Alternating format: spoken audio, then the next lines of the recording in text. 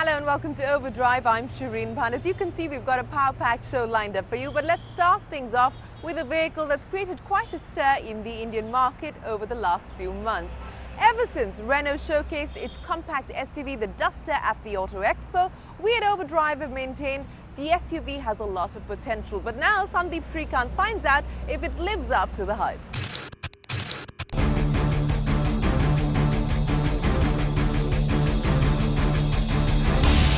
We Indians love our SUVs. Maybe it's because they fulfill our bigger is better social programming, or maybe it's because even in major cities, our roads are so broken and uneven that an SUV is simply the best way to commute. Either way, India's love affair with SUVs is borne out by the success of the Scorpio, the Fortuner, and more premium offerings like the Audi Q range. But look for a compact and affordable SUV and the cupboard was pretty bare, with only the long-serving Scorpio and Safari out there in the sub 10 lakh rupee segment. And that's why a lot of manufacturers led by Ford and Renault have been rushing to develop a product for that segment and that price point, a compact SUV. And the first of those is this, the Renault Duster. Since its launch, it's already seen a flood of bookings, so let's find out what it's all about. The Duster looks like nothing else that's available in the Indian market at the moment. Using the European spec Duster, badged Dacia there as a canvas, Renault India has left the basic silhouette intact and reworked almost all the styling elements. The wide chrome-finished front grille sporting the prominent Renault lozenge is new and imposing, as are the chunky headlamps. The front skid plate also accentuating the Duster's no-nonsense, go-anywhere stance. The design flows smoothly towards the back with the roof rails and flared rear wheel arches adding even more on-road presence. The rear sports a prominent chrome strip with the name, something of a Renault design standard in India, and overall, this is a design and styling package that is guaranteed to draw attention on the road. Now, while the Duster sports those butch and muscular, typically SUV styling cues, what doesn't really translate well to screen is just how compact it is. It's not very tall, just the right height to get in and out of the doors without any discomfort, and its other dimensions, its length and width, are comparable to a mid-size sedan. So really, it's the ideal size to drive every day in city conditions. Renault says its Indian engineers spent months on the Duster's cabin, giving it a much higher spec than what's available anywhere in the world. The beige and black trim looks neat, though the grain on the plastics in particular feels like it's a notch below the vehicle's positioning.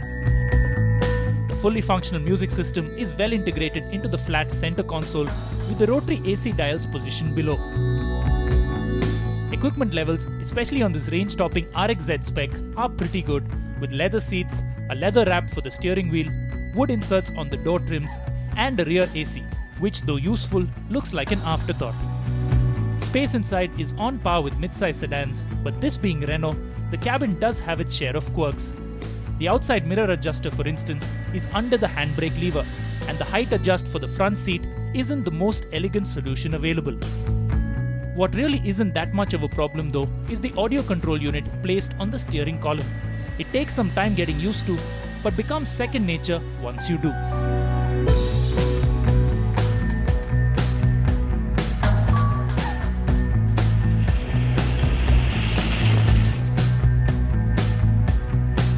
Set off in the Duster and the first thing that strikes you is just how car-like it is.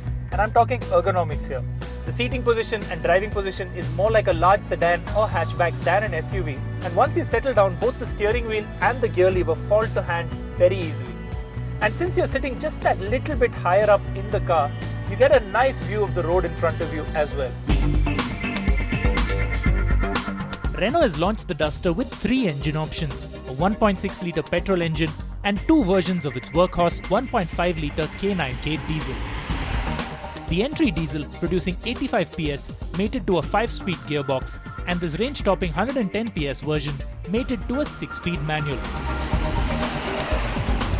It does feel a little bit sluggish at low revs, but once you have that needle spooling up beyond 1800 to 2000 RPM, then there's a good spread of torque on offer, and this engine is surprisingly quick.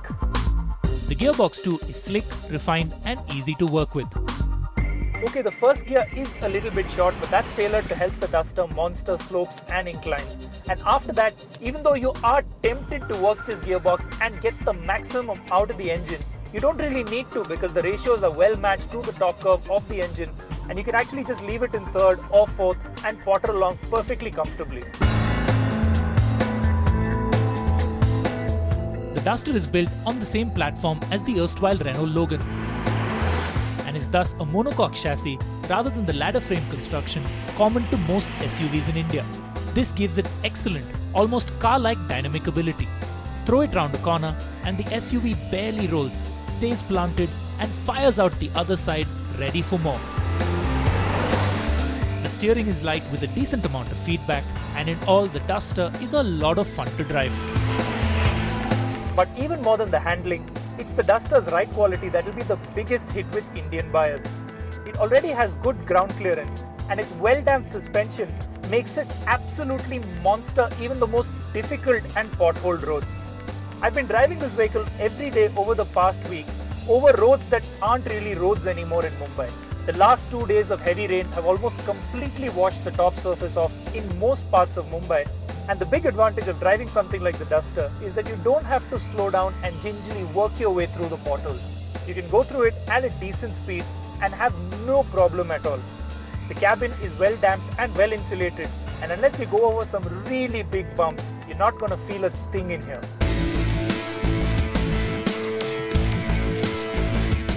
While the Duster is positioned as a compact SUV, the version we get in India is only available in front-wheel drive.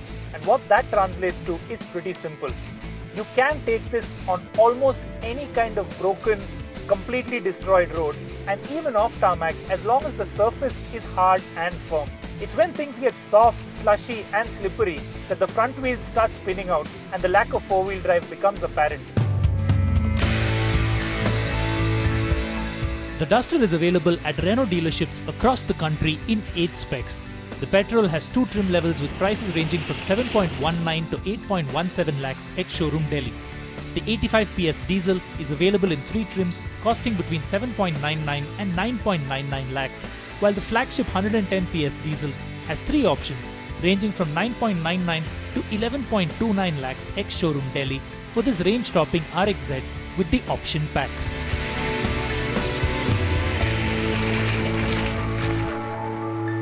The Duster is one of 5 vehicles that Renault has launched in India since the beginning of 2011.